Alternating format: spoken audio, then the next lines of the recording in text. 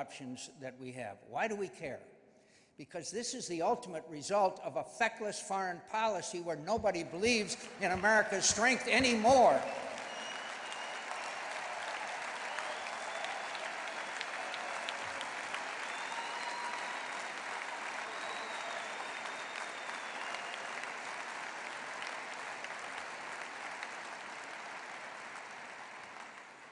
In 2009, many of you may remember, as we saw on YouTube, we saw a young woman named Netta bleed to death in the street in Tehran when the people of Iran rose up and said, Obama, Obama, are you with us, or are you with us, or are you with them? And you know what? The President of the United States didn't say a word. The President of the United States believes that the Cold War is over. That's fine, it is over, but Putin doesn't believe it's over. He doesn't believe that this is a zero-sum game. Look at Moldova. Look at the occupation of Georgia. Look at the pressure on the Baltic nations. Look at what they're doing in assisting Bashar Assad slaughter tens of thousands of innocent people in cities and towns and countryside all over Syria. It is an outrage. And these people, and Vladimir Putin,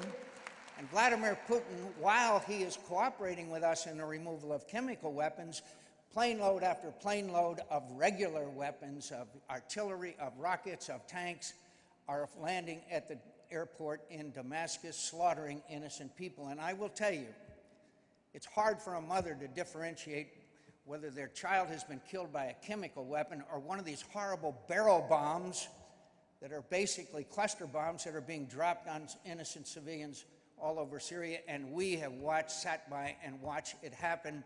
And if Bashar Assad prevails, it will directly endanger the security of the State of Israel, and this is now turned into a regional conflict. Lebanon is destabilized. What do you think those 5,000 Hezbollah fighters are going to be like when they return from the fighting in Syria to southern Lebanon? What do you think is going to happen if Bashar Assad continues to prevail as far as the other nations in the region are concerned? Jordan, probably our best friend, is destabilized. The whole situation cries out for American leadership, and I'm sorry to tell you, it's MIA. Now let me also and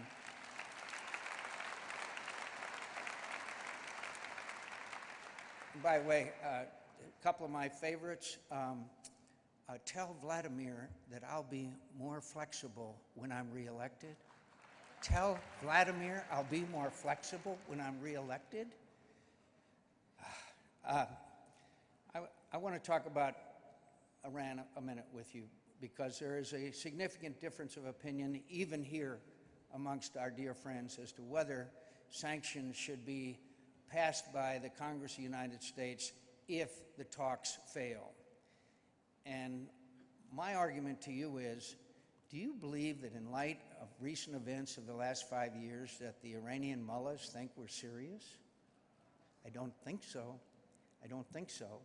I believe the Iranian people can have access to peaceful civilian nuclear energy, but that doesn't require an industrial uranium enrichment program. It doesn't require a heavy water reactor. It doesn't require advanced centrifuges.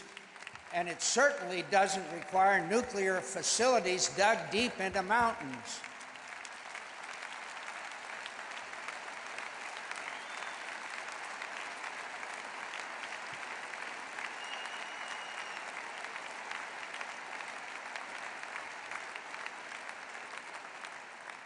I hope, as you do, that we can find a peaceful resolution to this crisis. And the only reason there may be a modest chance for that now is because of your tireless efforts and support. Thank you, and God bless you for your tireless effort and support.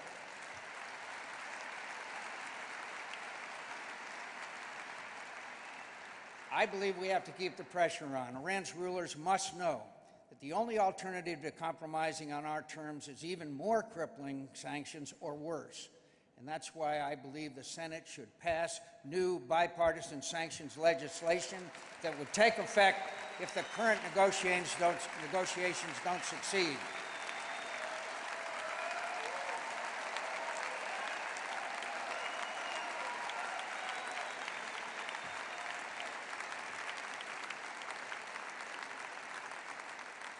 We must stop Iran from developing a nuclear weapons capability, and we must do so because of the nature of the threat posed by this Iranian regime. It's not an arms control challenge. The Iranian Revolutionary Guard is in Syria slaughtering people today. They are training these extremists, and they will not quit. This regime in Iran is the world's leading sponsor of terror. It has murdered Americans, Israelis, and Jews across the globe. It is categorically devoted to the destruction of the State of Israel. It is training and arming militant groups across the Middle East. It's destabilizing its neighbors and meddling in their affairs. It's developing sophisticated ballistic weapon missiles, including ICBMs that could target America. And more than any foreign actor, the blood of Syria is on Iranians' hands. I know AIPAC was criticized for supporting the use of force in Syria after the chemical weapons attack last year. That was a seminal moment. When a president of the United States says that that president is going to take military action and does not, that sends a message all the way around the globe, as far away as China.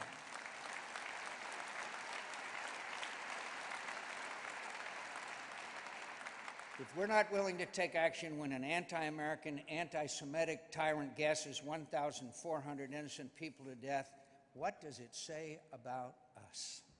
You did the right thing, and I commend you for it.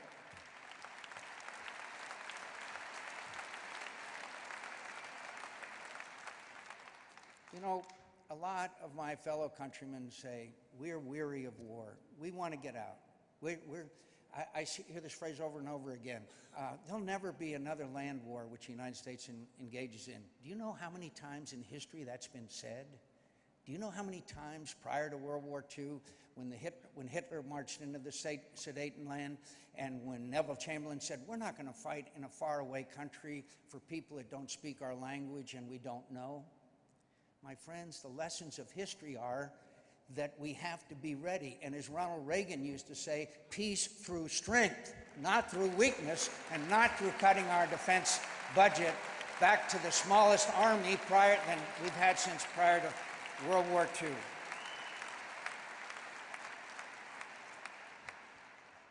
So with you, my friends, I see Americans who want our country to be engaged in events beyond our borders. I see Americans who want an internationalist foreign policy.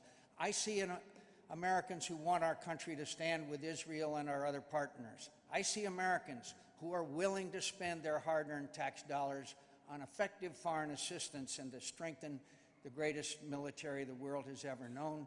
I see here today Americans who want America to lead.